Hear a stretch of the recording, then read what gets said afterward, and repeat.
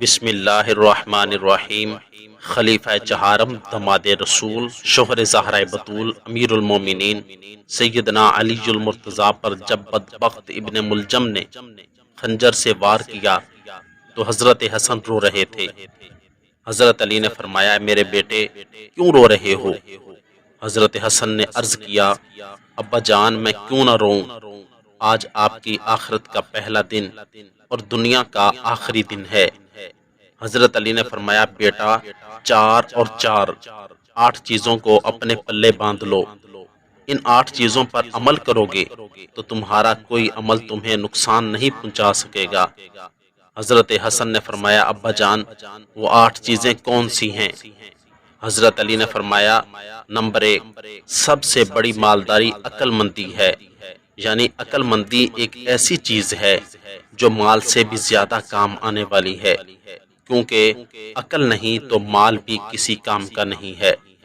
Number 2، سب سے بڑی فقیری حماقت اور بے وقوفی ہے، یعنی فقیری یہ نہیں ہے کہ مال نہیں ہے، بلکہ سب سے بڑی فقیری حماقت اور بے وقوفی ہے۔ نمبر 3، سب سے بڑی وحشت اور تنہائی تکبر اور خود پسندی ہے، یعنی سب سے زیادہ ڈرنے والی چیز اور تنہائی کی چیز تکبر اور خود پسندی ہے، اس سے بچنا چاہیے۔ نمبر 4، سب سے زیادہ بڑائی اچھے اخلاق میں ہے، یعنی اخلاق ہی ایک ایسی چیز ہے جس کی بنا پر بندہ کو عزت اور مرتبہ ملتا ہے۔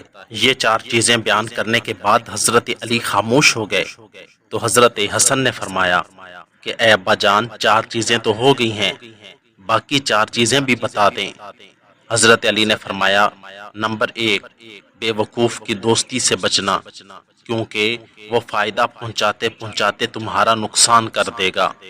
نمبر 2، جھوٹے کی دوستی سے بچنا، کیونکہ وہ ان لوگوں کو جو تم سے دور ہیں، یعنی تمہارے دشمن ہیں، انہیں تمہارے قریب کر دے گا، اور وہ ان لوگوں کو جو تمہارے قریب ہیں، یعنی جو تمہارے دوست ہیں، انہیں تم سے دور کر دے گا۔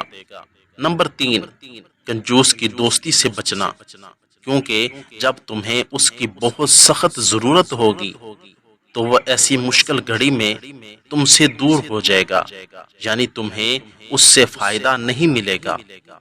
نمبر 4، بد کردار کی دوستی سے بچنا، کیونکہ وہ تمہیں معمولی سی چیز کے بدلے بیچ دے گا۔ ایک دوسری جگہ حضرت علی المرتضیٰ نے فرمایا، توفیق خداوندی سب سے بہترین قائد ہے، اچھے اخلاق سب سے بہترین ساتھی ہیں، عقل مندی سب سے بہترین مصاحب ہے، حسن ادب بہترین میراث ہے، غرور و تکبر اور خود پسندی سے زیادہ سخت تنہائی اور وحشت والی کوئی چیز نہیں ہے۔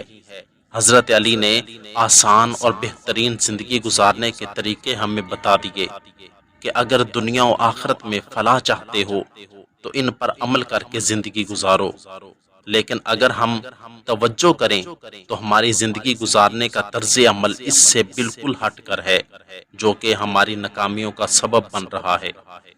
کامیاب زندگی گزارنے کی خاطر ہمیں صحابہ و اہل بیت کا دامن مضبوطی سے تھامنا ہوگا، ورنہ دنیا و آخرت میں ذلت و رسوائی کے سوا کچھ حاصل نہ ہوگا۔